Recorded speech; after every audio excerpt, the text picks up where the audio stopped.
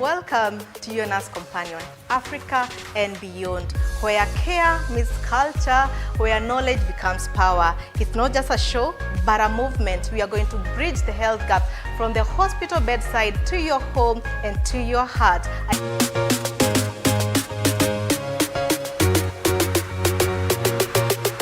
Welcome to your Nurse Companion, Africa and beyond, where care meets culture, where knowledge becomes power. It's not just a show, but a movement. We are going to bridge the health gap from the hospital bedside to your home and to your heart. I am ready to walk this journey together with you. I am your host, Caroline Wanjiru Mwangi, ready to walk the journey of health that you are in, to break any myths and facts, and I'm going to bring it right to your homes.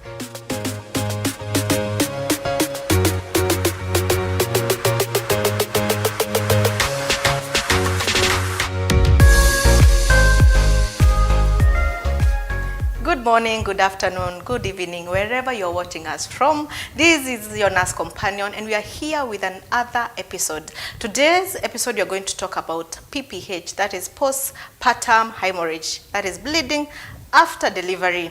And I am your host, of course, Caroline Wanjiru Mwangi, where I bring everything concerning your health. And today's show, we have a great nurse that I want us to introduce herself. But before introducing herself, I want us to talk about the statistics about postpartum.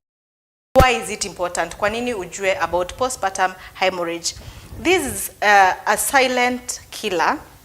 If the country, if the news, the media would give it the much attention it gives to road accidents, it has more higher percentage of death more than road accidents. We are talking about 40% of maternal death are contributed to this giant, let us call it a giant, that is not even discussed well. So today we are going to give some light on postpartum hemorrhage and why we need to learn about it. So in our show today, we have a great nurse that I want her to introduce herself and give us more details about postpartum hemorrhage. Karibu sana. Asante. My name is Margret, Margret Mithi. I am a nurse and a midwife. Yeah.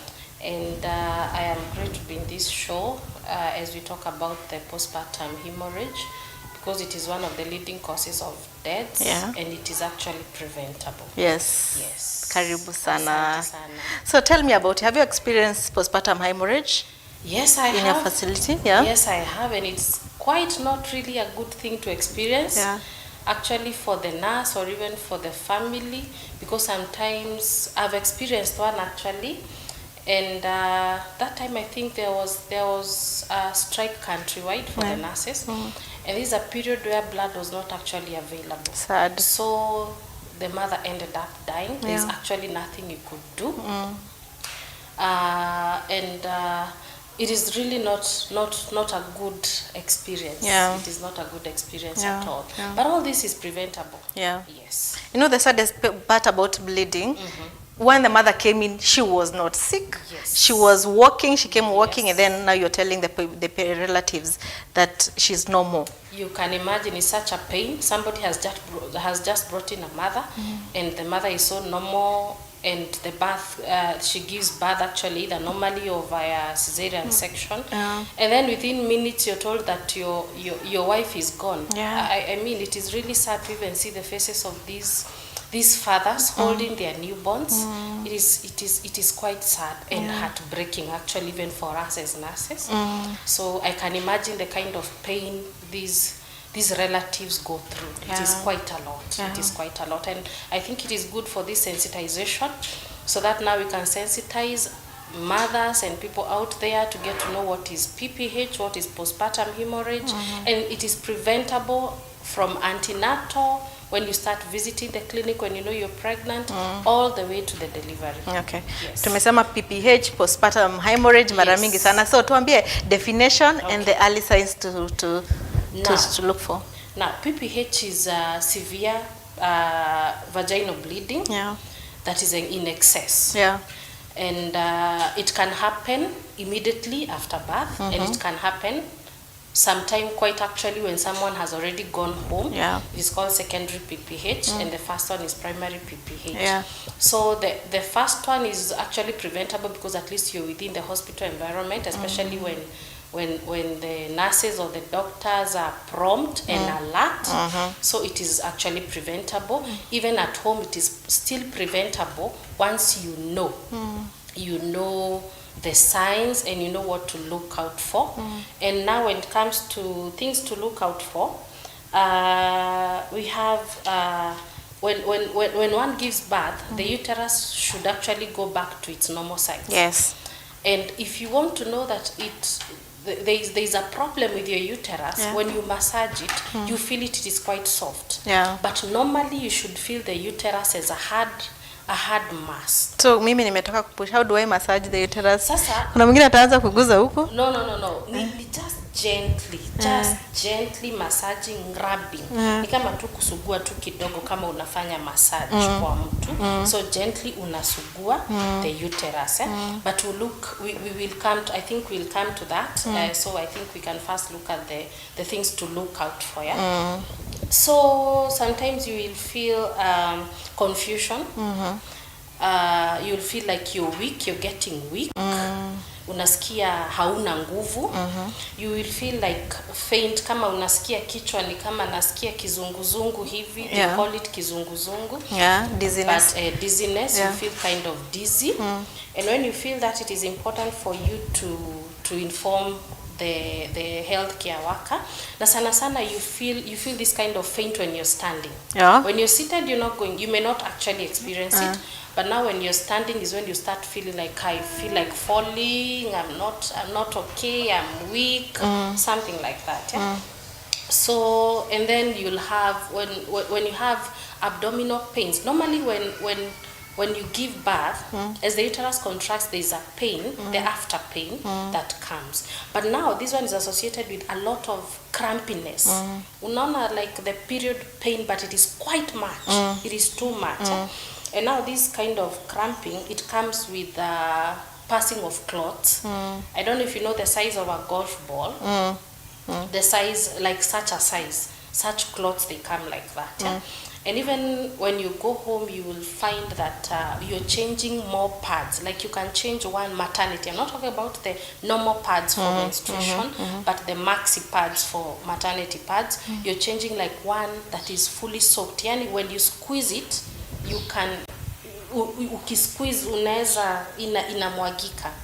So if you change one fully soaked pad every hour, then that is not, it's much. It is quite much. So those are the signs to look out for. Sometimes you may feel like you're getting hot and you're feeling like chills, unatetemeka hivi. That is also another sign that comes with PPH, but then that is associated with infection also. All right. And you may have, with such an infection, you're going to have a discharge that is smelly. You're going to be bleeding at the same time, and at the same time, the discharge is quite not a good smell to behold. So those are among the signs probably to look out for. And another thing, you may feel restless. A restless person, when, like the way I'm seated, I'm comfortable, I'm not restless. But when someone is having PPH, whatever is happening in the body, somebody starts all of a sudden becoming restless. They may start asking for water. They're feeling too thirsty. That means this person is getting into shock. And that is really not a good sign. So it is important for a woman, whenever you're there in the hospital or even at home, it is good to look out for these signs because they are pointing to something that is dangerous. So for us in the hospital, there are things we do to ensure that we get to know that this mother is either having PPH, and some of the blood, it may even come later. Some of the bleeding may come later. Some of it happens internally. For you to know you're bleeding internally, those are the signs that you can look out for. Because it is kind of slow. It is just slow. Like it's slow death. Slow death, exactly. That is a slow death. Now, this person, you start seeing, you look at your hands. If you look at my hands, these are like pink. This means I am well my hemoglobin level, my blood level is quite okay. Yeah. But then when you look at somebody who is bleeding internally, they kind of get pale. Ni kama white. Una turn white. So unaangalia skin yako, it is clammy. So those are the things to look out for PPH. Okay. But all these things are preventable once we identify them. All right. Yes. So I can echo your voice and say kama umeenda kuona mtu hospitalini, Yes. ama uko naye nyumbani, alijifungua maybe jana akakuja nyumbani, Yes. ameanza kucomplain, nasikia kizunguzungu, nina sweat, mikono unaona iko pale, akisimama Anasikia tu kuanguka. and then ana change pads mingi a day. Yes. And then not the normal pads, umetuambia the maternity the pads. maternity pads every hour, like And a one change pad that soaked. is fully soaked, that is quite dangerous. So seek medical help immediately. Yes, immediately. Yeah. It is quite important. Okay. Yes, but all these are preventable. So my question is, nilikuwa that is a mother who has delivered. So to a mother who is pregnant, what are the things that I would look for ni prevent myself from because when we are doing a health education, Yes. is more of preventive Yeah. before getting to the real issue. Very true. Okay. Now, when it comes to antenatal, the moment you identify you're pregnant, it is good to seek antenatal services. Those services that you seek when you're pregnant, and every antenatal mother is given a schedule that once I see you today, you have come, you should come after this and this time. When you come as a first time mother, there are some things that we do, there are some blood workups that we do, and these are very important in noting if there is any maternal issue with the mother that she needs to be followed up because it's a high risk. For example, there is something we call a full complete blood count. We look at your blood, and what we are looking basically is the level of your blood. Inaitwa hemoglobin level. If your hemoglobin level is quite low, there is some supplements you are given. You are also educated on what to do nutritionally for you to boost your iron levels, because if your iron levels are low, then you're bound to bleed at the end of it and you may not prevent. There is something else called the platelet. If this platelet is quite low, there is a normal level. If the platelet is quite low, then that means whenever you get a cut for the cesarean mothers or even the ones who deliver normally, if you will bleed excessively and there will be no clotting for you. So what will happen if there is no platelet for you, because if this mother bleeds and has low platelet, hizi vitu zinafanya ambazo damu iclot. Ukikatwa at least damu haiendelei kubleed. Hizo vitu kama haziko, hizo viungo kama haziko kwa mwili, what will happen? You will bleed excessively. And now you will need the replacement of the platelet. And currently getting a platelet, it is not easy. Even blood itself, getting it is not easy. So you can imagine getting a platelet. It is not easy. So you see, if this mother comes in and we identify that the platelet count is quite low, if you are not able to, you are referred to a facility where the platelets are available. So that when you deliver, they know that this mother has a risk of bleeding and can get PPH to even death. Actually, when you have low platelets, there is nothing much. You just die. But now it is preventable because we knew at the point of contact, the first point of contact, that this mother is a high-risk mother, and we have been following up. We have been following you up all this while for you to, until the delivery, at least we know we have the platelets, so we can replace the blood that is low, or we can replace the platelets to help with the clotting process. Okay. So that is what you can do at antenatal. I've talked about the iron supplements. When it comes to nutrition, you eat these leafy green vegetables. Leafy green vegetables are quite rich in iron, and they are there. If you cannot have meat, or if you cannot have liver and all those things are available in those vegetables, and they are quite cheap and they are readily available in the gardens. They are there. One can plant a small kitchen garden for those things. And even the supplements that one is given during the antenatal clinic, they are very important, because some people say that after all, I will not take. So it is important to supplement the leafy green vegetables together with with the supplements. Okay. So it is quite important for these mothers to understand hiyo katembe unapewa kadogo. It is very vital in ensuring that your blood is kept, yani your level of hemoglobin iko sawa, so that you don't get to a point of getting something we call anemia. Once you get anemia, of course you are candidate for PPH, and it is not a good thing to experience. Yes. Alafu you'll meet a mom saying, I have tried boosting my hizo HB. Nimeambiwa kila wakati nikienda clinic HB. Lakini it's still the same 10. Yes, What do I do? You just the supplements, and you know these mothers actually see ni watu wa kukosa kukunywa supplement. Let me say that. There is no way you will take a supplement and together with the nutrition and your HB doesn't change. No. We have seen it, I have experienced it. Somebody comes with a HB of 8. By the time they are coming to deliver, the HB is 10, 11. At least we can do that. One is much better. So it is supplement plus the nutritional addition of the leafy green vegetables and the meat and the liver and all that. Okay. Yes. So there's still a mother will say, last time when I had the baby, I really bled. Mimi hadi I am afraid of giving birth again. So can it reoccur to the next pregnancy? Yes, it is quite possible. Actually, that is why we take history during antenatal. We need to know your postpartum period after uzae.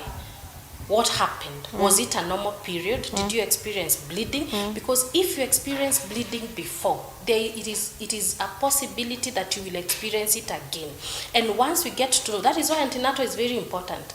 Once we get to know that you had bleeding, we are ready. We are like soldiers. You are just ready. You are there.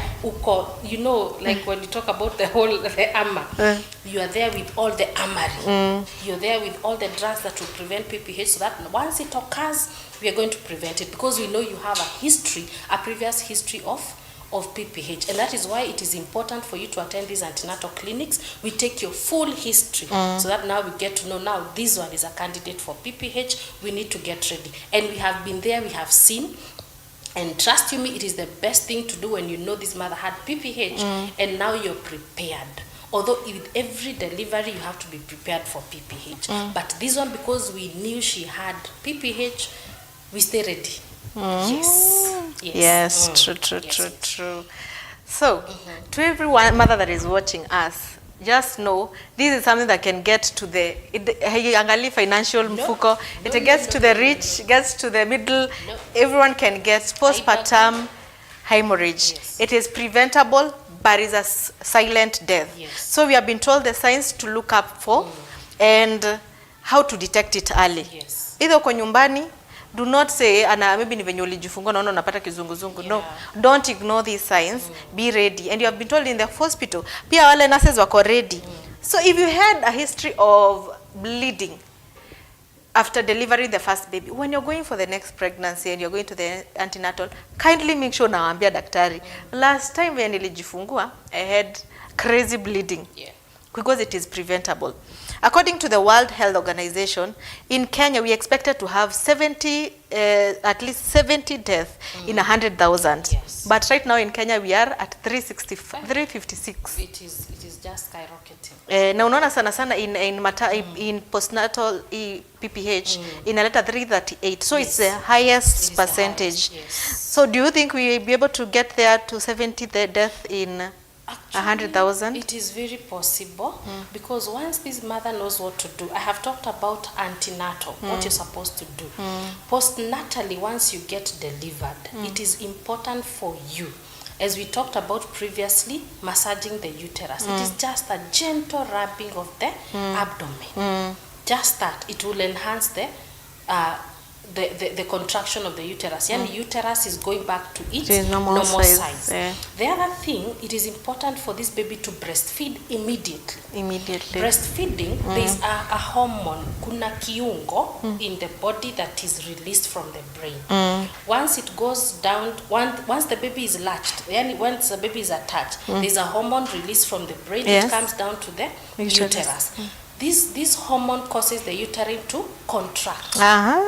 And now, this hormone responsible for the uterine contraction, it also assists in ensuring that this mother does not bleed excessively. So it is important for you to attach that baby immediately. Let us stop saying, I have seen mothers say that I am tired, oh, I am in pain, I cannot breastfeed my child. No, it is quite important. The more you don't breastfeed, the more that uterus does not go back to its normal size. And the uterus is supposed to go back to its normal size. Daily we check, it is supposed to be below the umbilical level. Inafaa kuwa hapo chini, not above. If it is above, so nasema kitovu chini. Kitovu chini. Kama ni kitovu juu, that means that uterus is not going back to its normal size, and there could be a problem. And that is why at the beginning I talked about the uterus. It should not feel soft. It should be at least below the umbilical level. Inafaa kuwa hapo, and it should be like a hard mass you're feeling. Hata ukishika, una feel there is a change. So it is important for these mothers to breastfeed, to prevent excessive bleeding, because the uterine contraction will go back to normal. Another thing, it is important for you to rest and also stay hydrated. If you don't stay hydrated, what happens if you don't take plenty of water in your body? You stay dehydrated. There are electrolytes. Kuna vitu ambazo ziko tu kwa mwili, kwa maji. Now, if those electrolytes are not present, there will be no muscle activity. So muscle ya uterus itakaa kama high contract, itakaa tu hivyo tu, kama imezubaa tu. Lakini ikipewa enough of those electrolytes, inafanya muscle ikuwe strong with a strong contraction. So the contraction ina happen vile inafaa kuhappen. So we drink water after delivery. Take plenty of water after delivery. Do not stay dehydrated. Because dehydration is another cause for, it can cause PPH, because the muscle is not haina hiyo activity because of failure of these electrolytes. Once you get dehydrated, you vomit, you have diarrhea, you get dehydrated, you don't have enough water in your system. So what happens, these electrolytes are responsible for the muscle activity in the uterus. So if they don't, there is no muscle activity in the uterus, iko tu hivo na inafaa ku contract. Naturally, it's supposed to contract. So if it doesn't contract because you're dehydrated, you are candidate for PPH. So it is important for the mothers to stay hydrated. The other thing, once you deliver, it is important for you to keep, I will call it, keep urinating. Keep going to the toilet, kujisaidia. Choo ndogo, unakojoa mara mingi. Ukiweka makojo, when the bladder kwenye makojo inawekwa, ikijaa, huwa inafinya uterus. So the uterus is not able to kurudi vile inafaa, I contract. So now it is important for these mothers to keep most of the time wasiweke makojo, because most of the time wanaeka makojo juu hataki kutoka kwenda wapi? Kwenda kujisaidia. So asiweke hii makojo. Kutoa makojo inasaidia sana kurudisha uterus back to its normal size. You know, we always think it's a nurse initiative. Angejua nilikuwa na bleed. Sasa tumeona I am supposed to immediately breastfeed as a mother. I'm supposed to empty my bladder. And you have told us to massage hadi kakue kangumu. Unasikia, yani ukimassage, hii ni sign ya kujua kwamba kila kitu iko sawa. Ukisikia ni kagumu, unajua kila kitu iko sawa, na iko chini ya the umbilical kitovu. Hiyo iko sawa. But ukisikia you're just feeling something soft, then there is a problem. So it takes all of us to finish this PPH. It is all of us. Wanaume wanakujia wapi kwa hii story? Now this man should give psychological support. Now psychological support is ensuring, we said about antenatal, attend the antenatal clinic with the mother. You will get to know that huyu mama ninafaa kumnunulia nini? Kanyama. Unaona? Nafaa kumpatia vegetables most of the time, na anafaa kuwa kula vizuri na anafaa kuwa anapumzika. We talked about even rest. It is important to rest. Na huyu mtu, because it's a birth partner, you're supposed to be helping this mother, kumkumbusha the iron supplement ulipewa, have you taken? This is where the man comes in, because the woman may forget, but at least the man akiwa pale hata tu pesa, unajua kuna most of them probably are housewives, so hana hiyo pesa ya kujinunulia what is needed, but mwanaume akiwa pale, ninajua ninafaa kununulia huyu mama leafy green vegetables, I'm supposed to buy meat, I'm supposed to do 1, 2, 3. I should remind this woman to be taking plenty water, to take enough rest, to take her supplements every day. Once the supplements are done, because during the clinic you're only given for 1 month, so that now urudi tena, but you find others do not come back. But when this birth partner is there, you know, men have a voice. So akikwambia tunaenda clinic ni kesho, you have no option. Wow. But if you have nobody who is telling you that clinic ni kesho, you'll be like, after all nitaenda siku nyingine. Sasa hiyo supplement zako ukunywi, iron levels zako zinaenda wapi? Chini. So this birth partner is quite important. Okay. Yes. Amazing. Yes. Wow, we are going to take a break and breathe.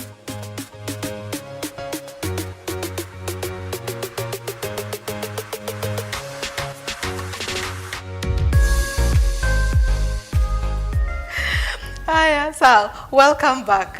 We are still talking about postpartum hemorrhage, and right now there is a project that is ongoing. There is a walk that is happening on 28th September, that we are ending the PPH. We are running for her. Where they are raising funds for ending PPH, and it takes the whole country. It takes the media to put some more light on the cases of PPH in our country. It takes us as nurses to speak out. How do we prevent this? It takes the mother to do that part of nutrition, not the mother, the partner and the mother, to take the nutrition seriously, to know what to look for. What do I do after delivery, as you have told us? But you have seen it not in Nairobi, in sana mashinani, that you see a mom is maybe a previous car or had a history of PPH before, lakini ana choose to kwenda pale kwa dispensary, and then kabla enda dispensary atumwe CG level what, and then akitoka level anaenda to level another. It has taken so much time, causing even maternal death that would have been prevented. So put some awareness onto it, because it's something that is causing us a lot of delays. Now, those delays, they're actually called delays. We have delay to reaching the facility, delay in making decisions, and delays probably when it comes to the facility, the healthcare workers, they're not able to act promptly, because as a healthcare worker, as a midwife, because you're talking of the perspective of a midwife, you should be prompt in your action, you should be alert. Once this mother comes, and now let me highlight on the mothers especially. If you know you are a previous car, already that is a risk. Because the moment you wait, there are some actually who wait, mimi nataka kuzaa kawaida, I just want to deliver normal. Somebody waits until your term, you're 40 weeks, labor has begun. What happens? You have 2 previous cars. What happens to the uterus? It overcontracts and ruptures. So it is important for these mothers to know, when you are a previous car, be prepared. Be prepared where you're going to deliver. We have big facilities. Do not go to the dispensary. Just go to bigger facilities, because they know there is availability of the personnel. There is a doctor 24/7. Blood is available. Everybody there is available to ensure that they act promptly on that person. So for these mothers, ensure, if you know you are high risk, go to clinic. Frequent visitation of and follow-up of these clinics. Even us as healthcare workers, it is important for us to do follow-ups. For these mothers, it is very important for us to do follow-ups. So please, mothers, I am just urging you, go to clinics. Go to clinics. There are others you find, somebody has never attended a clinic. Somebody wanted to deliver at home. Unfortunately, somebody is brought in as a body. Sad. Because she has died. She has already delivered the baby at home, but has bled. If you don't attend this antenatal clinic, the first actually scans are very important, by the way, for follow-up. Because this scan may show where your placenta is placed. Because if your placenta is wrongly placed, there is something called placenta previa. If the placenta is at the wrong position, you are also a candidate for PPH. But now if you're within visibility of the facility, it will just be good for you, because we shall sort you out, we shall give you blood, because you will still bleed because of placenta previa.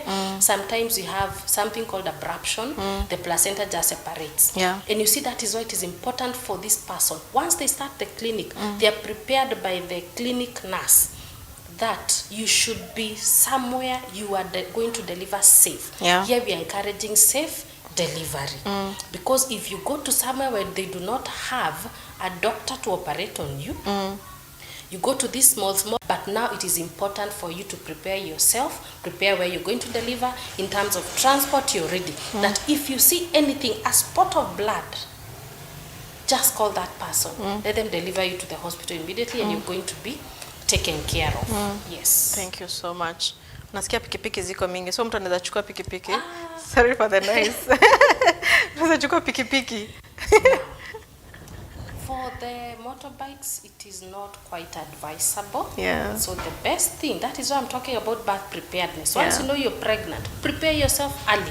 For the motorbikes, it is not really easy, because imagine you're on a motorbike, you have placenta previa, you have abruption, alafu uko kwa ile barabara, that one, my friend, I don't know. Kimeumana? Because that patient, I'm telling you, that came as a body, was on a boda. Oh, sad. So you can imagine.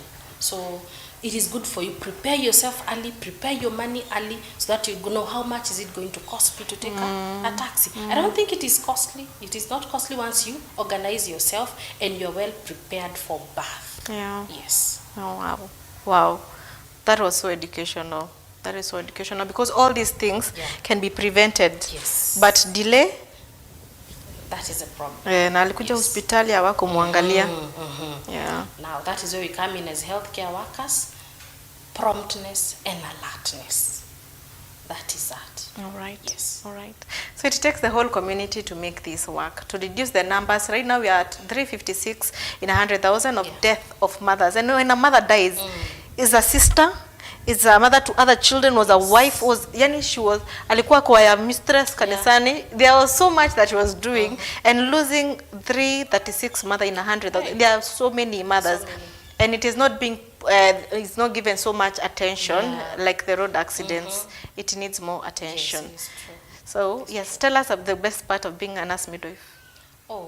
The best part of being a nurse midwife is seeing that baby cry at first, is seeing this mother give birth normally or through CS, and baby breastfeeds well with no complications, the mother has no complications, and the best part is seeing them off to go home, and then now they come back for clinic, and now they come saying hi to you. I think that is the best thing, and that fulfills me as a nurse. Yes, I feel so fulfilled when we have success. True. Yes. And you know, even when you lose a child, it affects you as a midwife a lot. So much. It is painful actually. So you can imagine, this mother has come all the way 9 months, and then at delivery someone is losing a baby. I mean, it is such a pain. It is such a pain. Yes. So here we are. Is the end of the show. I want to put more emphasis on the end of PPH. Just go to, I will put the link. Support the walk. It's on 28th September. The walk will be there. You can buy a t-shirt. If you're in Nairobi, kindly go for the walk. Support it. Registration is 1,000 shilling. Let's reduce the numbers and support the walk. And if you want the availability of all those things that she has talked about, they have maternity pads for comfort and breastfeeding. If you want a nursing pillow, at Leisure Baby Shop. Let me advertise myself. Leisure Baby Shop, we have all those things. Everything that you need of baby and mother essentials, they are available at delivery. Kuna mwingine atakupigia kia hospitali, we can make a quick delivery to wherever you are. And of course, follow us on your Nurse Companion in social media platforms. And we are going live on Oasis of Love Mwea. Oasis of Love Mwea TV.